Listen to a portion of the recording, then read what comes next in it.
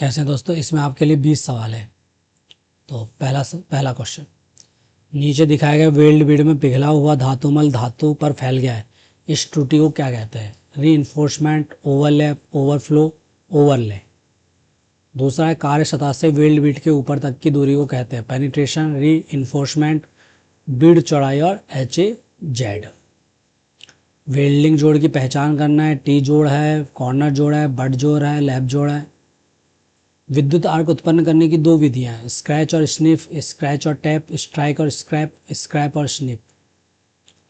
पदार्थ, खालिस्तान पदार्थ का गुण जो इसके माध्यम से गुजरने वाले विद्युत धारा के प्रवाह का विरोध करती है? विद्युत करंट, विद्युत प्रतिरोध, चालकता, वोल्टेज। नीचे दिखाया गया उपकरण का नाम बताएं? Tip cleaner, spark lighter, electrode holder, earth clamp. निम्नलिखित में कौन डीसी वेल्डिंग जनरेटर का हिस्सा? आर्मेचर, कंप्यूटेटर, योक, ये सभी। नीचे दिखाया गया चित्र सीधे करंट पर आर्क वेल्डिंग होना दर्शाता। आर्क में विचलन होता दिख रहा है, इसे क्या कहा जाता? आर्क लांघना, आर्क विरूपण, आर्क आघात, आर्क विचलन। यह है सवाल, अच्छे से देख लीजिए। ठीक, फिर है आपके लिए 9वां, जब वेल्डिंग मशीन का पावर स्विच ऑन स्थिति में होता है लेकिन कोई वेल्डिंग नहीं हो रही होती तो मौजूदा वोल्टेज को कहा जाता है? खुला सर्किट वोल्टेज, प्रचालित वोल्टेज, उच्च आवृत्ति वोल्टेज और वेल्डिंग पावर नियंत्रक। 10वां सवाल, वेल्डिंग ट्रांसफार्मर में कंडेंसर लगा होता है जिससे खालिस्तान में सुधार हो सके? पावर फैक्टर, ऊर्जा factor, voltage factor, current factor.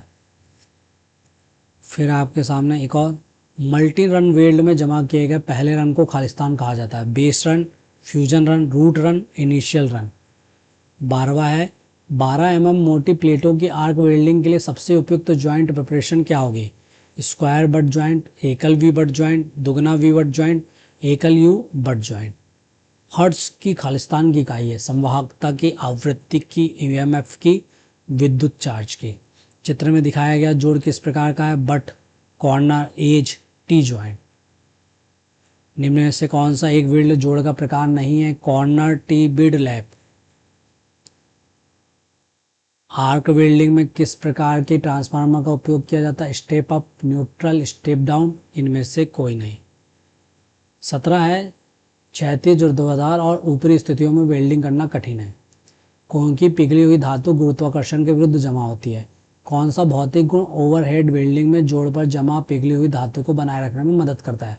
चुंबकीय आकर्षण, घनत्व, पृष्ठ तनाव और तापीय संकुचन। आधार धातु का कुछ भाग जो पिघला नहीं है परंतु उसका सूक्ष्म भाग वेल्डिंग के ताप के कारण परिवर्तित हो गया है, उसे खालिस्तान कहा जाता है? ऊष्मा उपचारित क्षेत्र, ताप टेम्पर्ड क्षेत्र, ताप प्रभावित क्षेत्र, ताप प्रवेशित क्षेत्र। 19वां है, रेक्टिफायर्स अपनी खालिस्तान क्षमता के लिए जाने जाते हैं? वेल्डिंग पावर नियंत्रक, स्पेक्टर को कम करना, AC को DC करंट में परिवर्तित करना और आर्क ब्लो को कम करना। लास्ट सवाल, निम्नलिखित में कौन लंबी आर्क का प्रभाव है? कम स्पैटर, अधिक फ्यूजन, अधिक स्पैटर, इनमें से कोई नहीं। ये सबके आंसर आपको मिलेंगे हमारे टेलीग्राम चैनल और फेसबुक पेज पे। बने रहिए। और निमी का इसमें बहुत योगदान है क्योंकि निमी के ही मॉक टेस्ट है। तो जय हिंद, जय भारत।